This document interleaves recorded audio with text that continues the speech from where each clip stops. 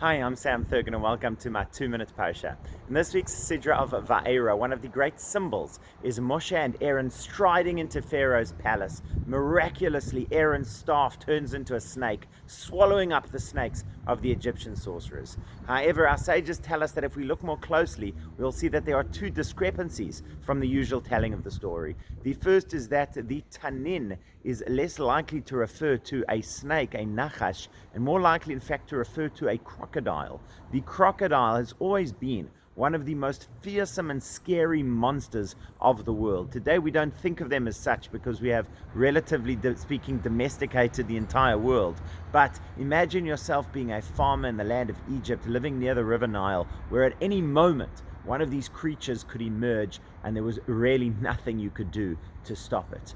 The crocodile was not only a symbolic monster, but in fact was something with which Pharaoh associated himself. In the Haftarah, we read Pharaoh declare, Ani hatanin agadol, I am the great crocodile. And what Hashem is saying to Pharaoh is that you, the crocodile, are really under my control. But it goes even further, because if you look closely, it's not the crocodile or snake of Aaron which swallows up the other snakes. It is the staff which swallows up the staves.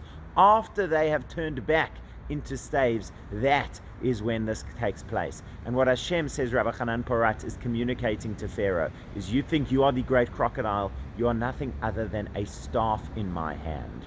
But the point that Rav Kook makes is that the crocodile is a symbol also for the force of a blind desire, what Schopenhauer refers to as the unknown or the unrecognized will, and what Freud speaks about as the id, the desires that operate within us, that we don't take conscious awareness of, and they play themselves out in so many areas of our lives, often dangerously.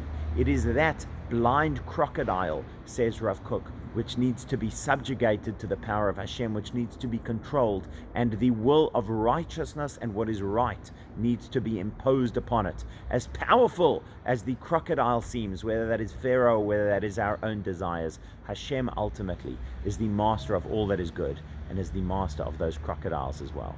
Shabbat Shalom.